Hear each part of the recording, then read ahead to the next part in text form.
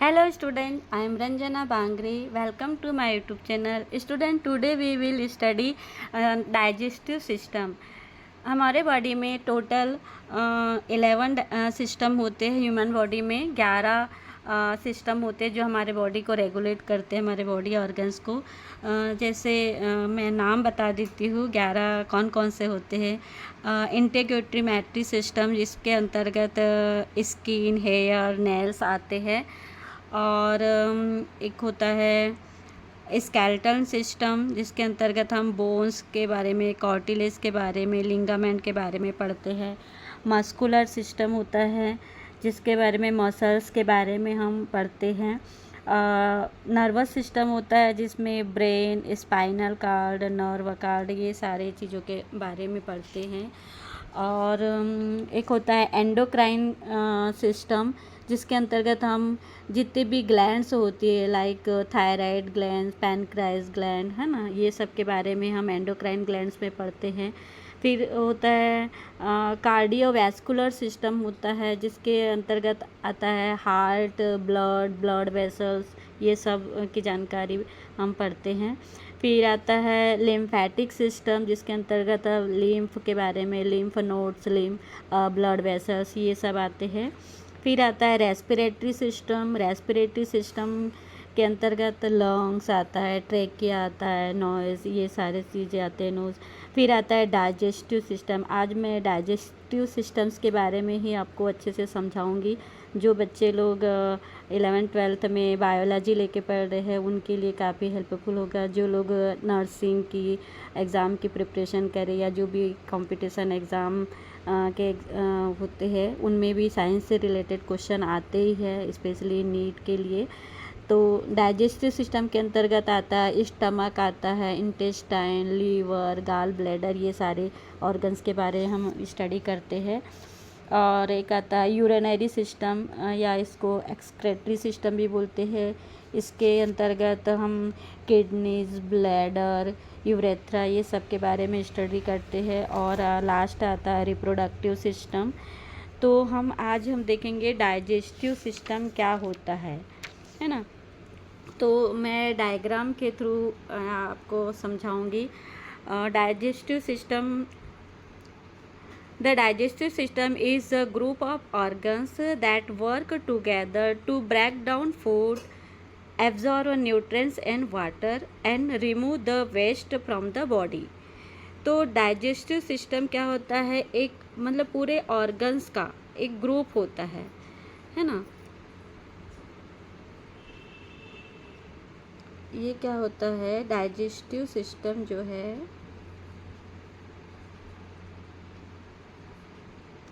ये ग्रुप होता है ऑर्गन्स का। Work together to break down food, हम जो भी सॉलिड फूड लेते हैं, जैसे दाल, चावल, रोटी, हम डेली लाइफ में जो खाते हैं, है ना, उसको ब्रेक डाउन करने का कार्य करता है।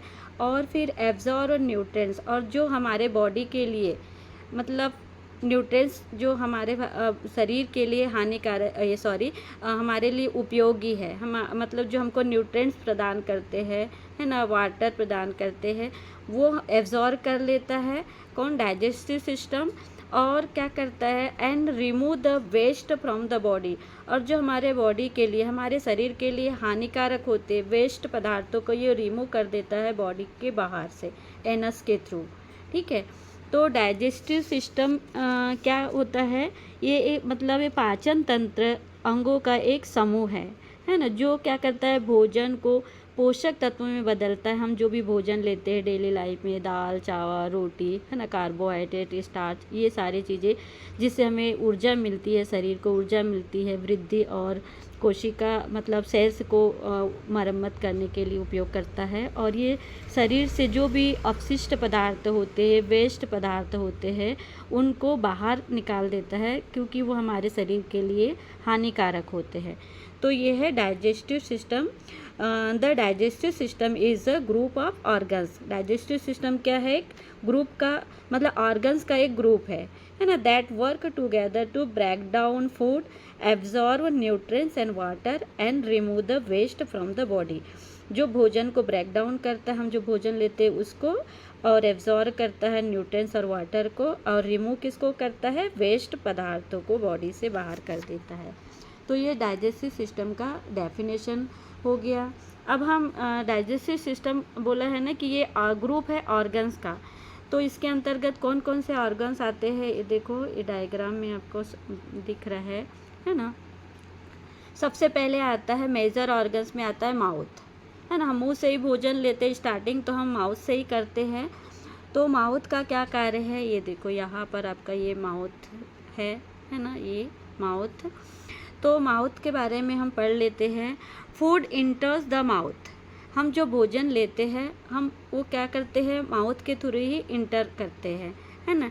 Teeth chew the food and the saliva from salivary glands moist it and the start the break down of starch. तो हम जो भोजन लेते हैं माउथ के थ्रू, तो हमारे माउथ में क्या है, दांत होते हैं ना, टीथ जो होते हैं, ये भोजन को चबाते हैं अच्छे से। और हमारे ये जो मतलब जिह्वा जो होती है, वहाँ पर सलाइवी ग्लैंड होती है, लार ग्रंथि जिसको बोलते हैं, वो भोजन को और भी अच्छा लसलसा है ना, मतलब मॉइस्ट करने का काम करती है। कौन, सलाइवरी ग्लैंड, ठीक है।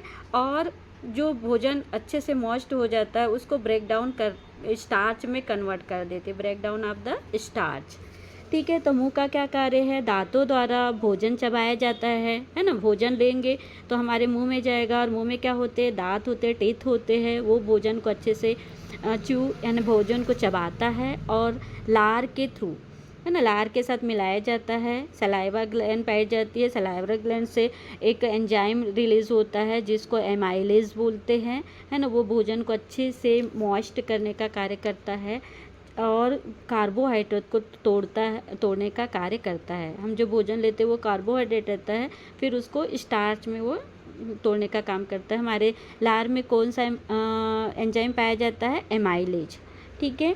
तो ये हो गया माउथ के बारे में। ये देखो यहाँ से भोजन जाएगा और ये भोजन माउथ में आएगा। माउथ में दांत जो होते हैं वो चबाने का कार्य करते हैं, और फिर वहाँ पर मुंह में ही हमको आपने देखा होगा, हम कोई भी अच्छा भोजन देखते हैं तो हमारे मुंह से लार टपकने लगती है ना।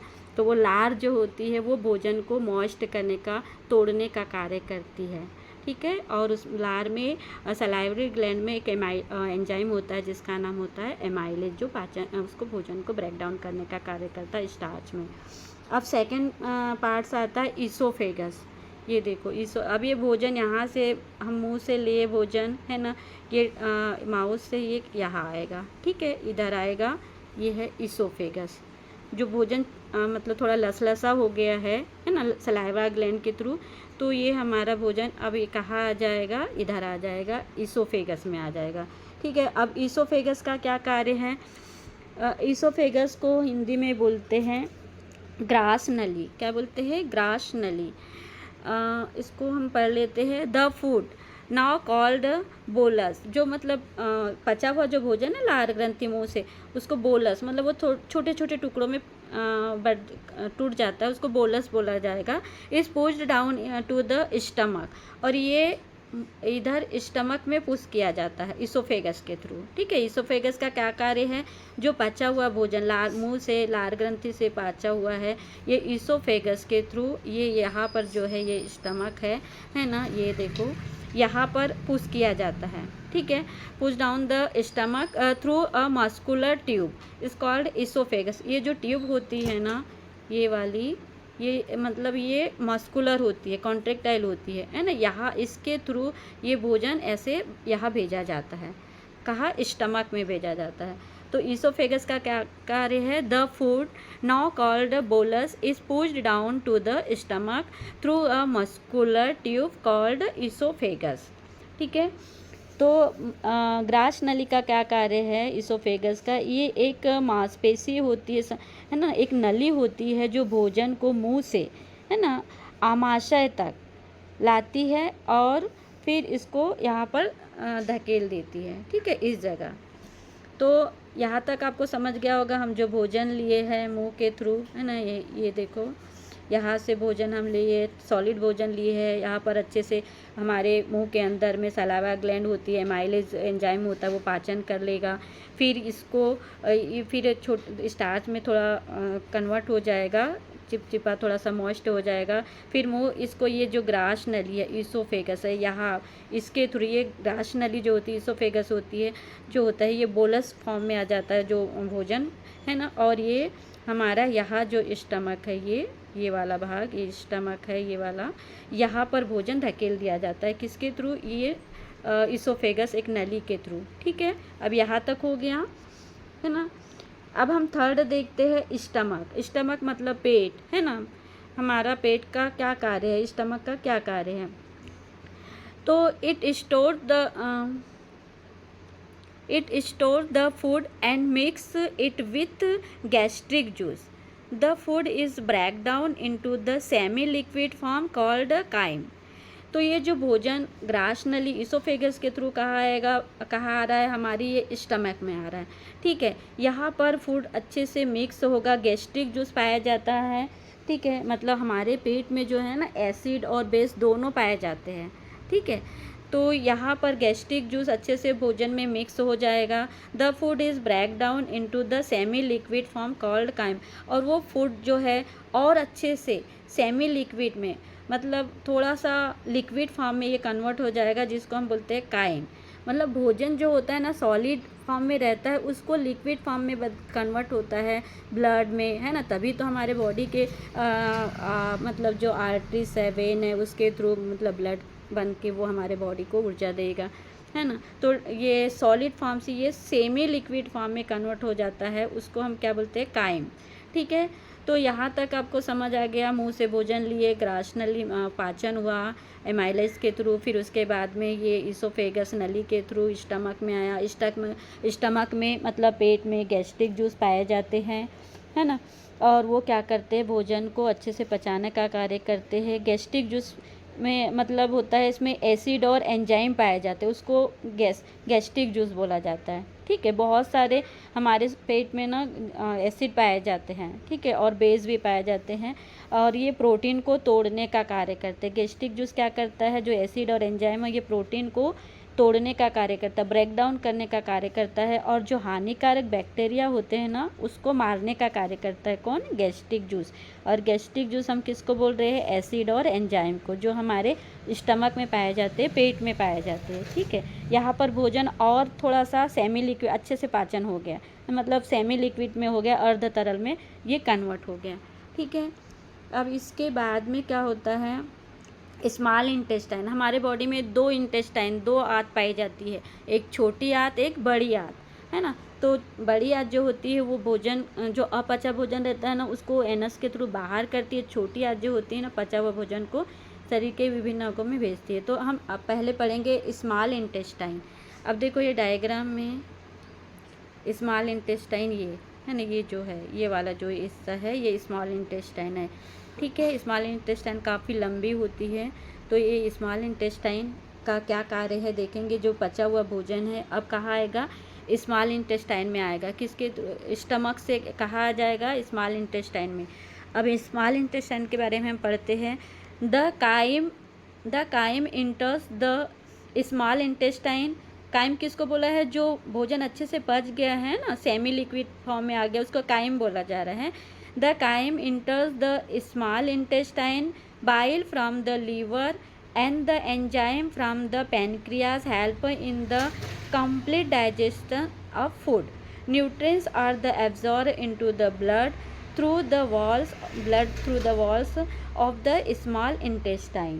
ठीक है, तो ये जो छोटी आंत जो होती है ना, ये क्या करती है? पाचक और पोषक तत्वों को ये अवशोषित कर लेती है, एब्जॉर्ब कर लेती है मुख्य स्थान पर। और जो पैनक्रियास के जो पाचन एंजाइम्स होते हैं, और लीवर से आने वाले जो लीवर से आने वाले और पित्त से आने वाला जो वसा है, फैट्स है, प्रोटीन है, कार्बोहाइड्रेट, इनको तोड़ने में मदद करता है। ठीक है, तो ये हो गया small intestine. The chyme enters the small intestine, जो पचा हुआ भोजन था सेमी लिक्विड फॉर्म वाला, जो हमारे मतलब यहाँ स्टमक में जो था, उसको जिसको काइम बोला जा रहा है वो कहाँ इंटर हो गया, अभी ये स्मॉल इंटेस्टाइन में आ गया, ये स्टमक से यहाँ आ जा रहा है भोजन, है ना, काइम के फॉर्म में। और इसके बाद में क्या होता है, bile from the liver and enzyme from the pancreas help in the complete digestion। और जो बाइल डक्ट होता है, लीवर होता है, एंजाइम्स होते हैं, ये भोजन को कंप्लीट डाइजेशन करने का कार्य करते हैं।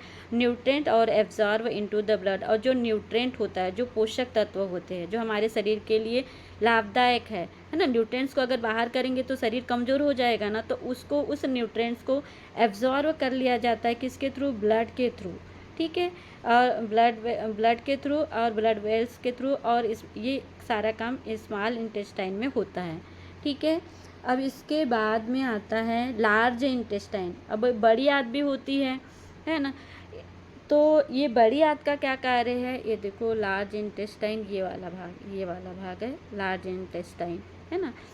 Large intestine it absorb water and some salt from the undigested food. तो ये जो बड़ी आंत जो होती है ना, ये क्या करती है, एब्जॉर्ब करती है वाटर को और सॉल्ट को, है ना, नमक को ये एब्जॉर्ब करती है, अनडाइजेस्टेड फूड को रिमूव करती है। Undigested food the removing waste and form into the solid faeces. और जो अनडाइजेस्टेड फूड होता है उसको सॉलिड फिशेस के रूप में, है ना, फिशेस के रूप में ये बाहर रिमूव कर देती है CO2 के फॉर्म में, ठीक है। तो ये अनडाइजेस्टेड फूड जो होता है वो हमारे शरीर के लिए हानिकारक होता है, उसको बड़ी आंत रिमूव कर देती है, किस फॉर्म में, सॉलिड फिशेस के फॉर्म में। और जो न्यूट्रेंट रहते हैं, है ना, और जो वाटर रहता है और जो सॉल्ट रहता है, वो पानी और सॉल्ट तो हमारी बॉडी के लिए लाभदायक है ना, उसको एब्जॉर्ब कर लेती है। बट जो वेस्ट मटेरियल होता है, सॉलिड फिशेज जो होता है, उसको रिमूव कर देती है एनस के थ्रू, ये ऐसे यहाँ बाहर, ये देखो एनस के थ्रू ये बाहर निकल जाता है, क्योंकि ये हानिकारक होता है। तो ये बड़ी आंत का कार्य है। अब देखते हैं रेक्टम, है ना। तो रेक्टम का क्या कार्य है हम देखेंगे। The faeces are store in the rectum. जो फिशेस होता है ना, जो मतलब ये बड़ी आंत जो मतलब अपचा भोजन को इधर बाहर कर देती है, कहाँ, फिशेस फॉर्म में, वो कहाँ आ जाता है, रेक्टम में आ जाता है। ये देखो ये रेक्टम, ये वाला हिस्सा, है ना, ये बड़ी आंत का ही पार्ट है, रेक्टम और एनस। तो ये जो अपचा भोजन जो है ना, बड़ी आंत रेक्टम में डाल देती है। तो रेक्टम का कार्य क्या है, the faeces are store in the rectum. Faeces किसको बोल रहे हैं, ये जो हमारे शरीर के लिए हानिकारक पदार्थ है ना, उसको ये रेक्टम में आ जाता है। फिर उसके बाद में रेक्टम के थ्रू ये कहा आ जाता है एनस में। रेक्टम के जस्ट नीचे एनस है, ठीक है, ये देखो रेक्टम के जस्ट नीचे क्या है, ये सारे ये बड़ी आंत के ही ऑर्गन्स है ना, इससे जुड़े, ये बड़ी आंत है, बड़ी आंत का ये फॉर्म है ये रेक्टम। अपचा भोजन फिशेस के फॉर्म में ये रेक्टम में आ जाता है। रेक्टम फिर इसको एनस में भेज देता है, और एनस ये शरीर से बाहर भेज देता है, ठीक है। ये देखो द वेस्ट इज, एनस के बारे में पढ़ते हैं, the waste is remove from the body through the anus. और जो वेस्ट मटेरियल है ना, वो बाहर निकाल दिया जाता है through the body of anus के थ्रू बाहर निकल जाता है। तो इस तरीके से हमारे शरीर में जो भोजन होता है उसको तोड़ा जाता है, ब्रेक डाउन किया जाता है, और जो मतलब लाभदायक जो न्यूट्रिएंट्स होते हैं उनको एब्जॉर्ब किया जाता है, जो वेस्ट मटेरियल होते हैं उनको बाहर कर दिया जाता है एनस के थ्रू, गुदा द्वार के थ्रू। तो इसके अलावा ये जो डाइजेस्टिव सिस्टम है ना, ये आपको मैं जैसे ये समझा दी, ये समझ आ गया होगा। हम सॉलिड भोजन ले रहे हैं मुंह के थ्रू, यहाँ पर अच्छे से पाचन हो रहा है, मुंह में सलाइवा ग्लैंड पाई जाती है, एमाइलेज एंजाइम पाए जाते हैं, भोजन को पचा लेगा। फिर ये माउथ से ये कहाँ आएगा, इसोफेगस में आएगा। इसोफेगस क्या है, एक नली है, ये कॉन्ट्रैक्टाइल होती है, संकुचित नली होती है, यहाँ पर आ जाता है। फिर उसके बाद में यहाँ पर भोजन पचता है। उसके बाद में ये हमारे कहा जाता है स्टमक में आ जाता है। स्टमक में गैस्ट्रिक जूस पाया जाता है, एंजाइम पाए जाते हैं, वो भोजन को और अच्छे से पाचन करते हैं। फिर पचा हुआ भोजन ये कहाँ आता है, ये छोटी आंत में आ जाता है।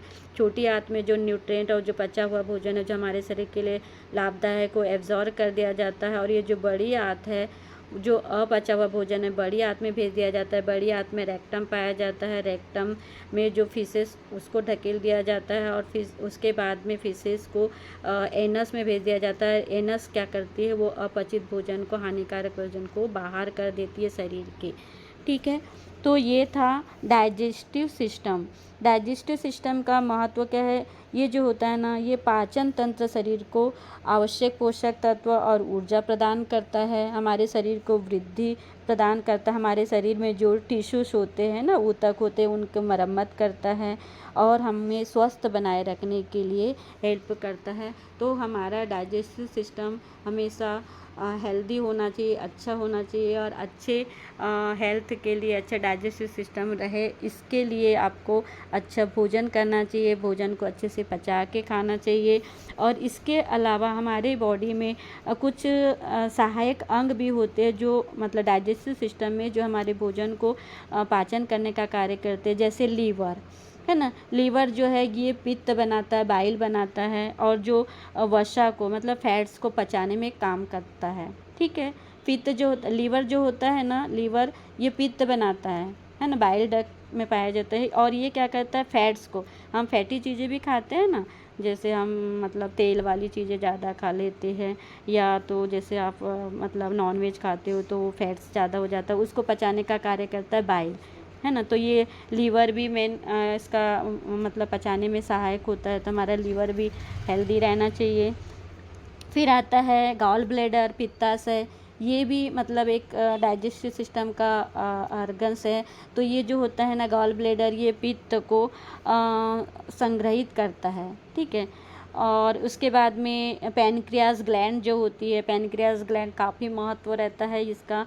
पैनक्रियास ग्लैंड से ही मतलब ये जो इंसुलिन हार्मोन्स है ना, ये रिलीज़ होता है जो मतलब डायबिटीज़ को कंट्रोल करता है। तो ये पाचक एंजाइम बनाता है अग्नाशय, ठीक है, या पैनक्रियास। तो इस तरीके से हमारे बॉडी में डाइजेस्टिव सिस्टम कार्य करता है। तो बच्चों ये था डाइजेस्टिव सिस्टम, और नेक्स्ट वीडियो में मैं दूसरा सिस्टम पढ़ाऊँगी। और ये जो है सभी बच्चों को और सभी लोगों को पता होना चाहिए हमारे बॉडी में, ह्यूमन बॉडी में जितने भी सिस्टम होते हैं उनके बारे में।